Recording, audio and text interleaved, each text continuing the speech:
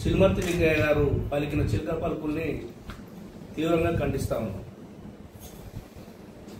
మీరు రాజకీయాల్లో విలువలు, నిజాయితీ, ఇంకోటి మాట్లాడుతుంటే దయాలు వేదాలు వల్లించినట్టుగా ఉంది.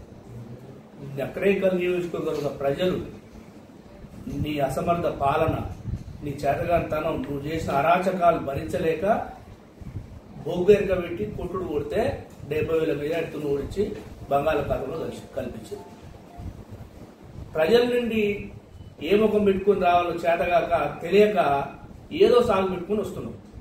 ప్రజాస్వామ్యబద్ధంగా, చట్టబద్ధంగా అది శివాలయం కమిటీ ఉండదు, ఎండోమెంట్ కమిటీ ఎవరెవరు ప్రజాప్రతినిధులు ఉన్నారో ప్రజాప్రతినిధులు ఉన్న వాళ్ళని పిలుచుకుంటారు. లేదు వాళ్ళకి నచ్చిన వాళ్ళని ఇంకెవరైనా పిలుచుకోవచ్చు.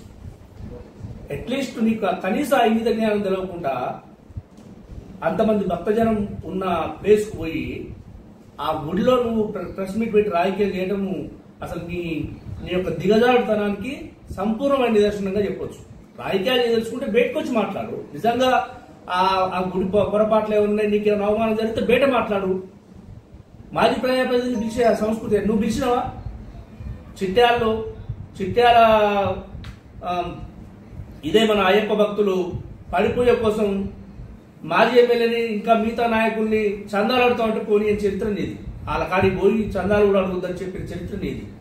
అంటే కనీసము నువ్వు ఎమ్మెల్యేవు, నీ వెనకాల నీ మంత్రి జగదీష్ రెడ్డి పేరుంటది, ముఖ్యమంత్రి పేరుంటది, కేవలం ఎమ్మెల్యే వేముల వీరేశం పేరు ఉంటది. అది అవపడొద్దని ఒక మన చెడు బుద్ధితోని క్యాంప్ ఆఫీస్ ఉన్న పెద్ద బోర్డుకు దాని ఫ్లెక్సీ శాస్త్ర 5 ఏళ్ళు ఫ్లెక్సీ పెట్టినావు. నువ్వు ప్రజాస్వామ్యం గురించి, విలువల గురించి, పదవి గురించి మాట్లాడితే ఎట్లా లింగయ్య గారు? ప్రజలకు ఏం తెలియదు అనుకుంటున్నావా? విలువలు లేకుంటేనే అసలు నీకు మాత్రం ఏమాత్రం నైతికత విలువలు లేవు. నువ్వు పాలించడానికి అనర్హుడు అనే గెలుపోవడం సహజం, ప్రజాస్వామ్యంలో గెలుపోవడం సహజం. కానీ నీ ఓటమి అనేది ప్రజలు నీకు అసలు ఏ రకమైన అర్హత కాదు, నువ్వు రాజకీయాలు ఉండడానికి వీలు లేదని చెప్పేసి నిన్ను ఈసరి నుంచి పంపిస్తే నువ్వు చేసే ఇంకా నువ్వు మానకుంటే ఎట్లా? నీ చిల్లర చేష్టలు ఇంకా మానకుంటే ఎట్లా? గుళ్ళకి వచ్చి ప్రెస్ మీట్ పెట్టొచ్చాను. ఇంకా మీ అన్యాయులు కొంతమంది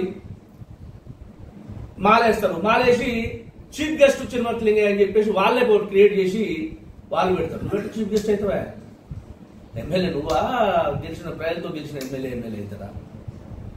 ఈ రకమైన చిల్లర చేష్టలు రెచ్చగొట్టి ఏదో స్థానిక సంస్థల ఎన్నికలు వస్తున్నాయి కాబట్టి ఈ పేరుతోనూ ఆ పేరుతోనూ మళ్ళా మీడియా ముందన్నో ఎన్నో అన్నో అవపడంలో ఒక కుయెత్తుతో నువ్వు వస్తున్నావు తప్ప నీ మాటలకి, నీ చేష్టలకి ఎవరు నకరేకల్ నియోజకవర్గ ప్రజలు ప్రలోభపడి మోసపోయే పరిస్థితులు లేరు. ఖచ్చితంగా నీకు ఎంత అయితే నువ్వు ఆ రకమైన చెడు చేష్టలు చేస్తావో ఇంకా మరింత ఈ స్థానిక సంస్థల ఎన్నికల్లో మరింత బుద్ధి చెప్తారు.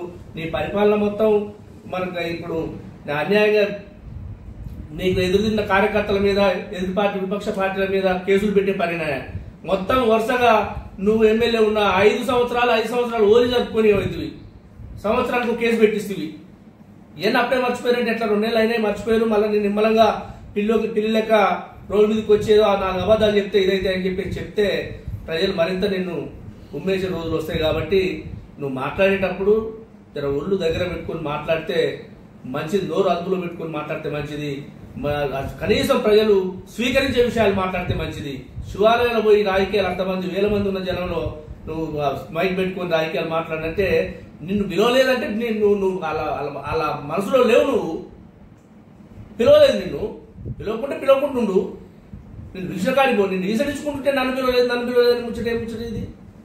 నోముల నరసింహయ్య గారు ఎమ్మెల్యే ఉన్నప్పుడు చామలసీను ఎంపీపీ, నోముల నరసింహయ్య గారు ఎమ్మెల్యే.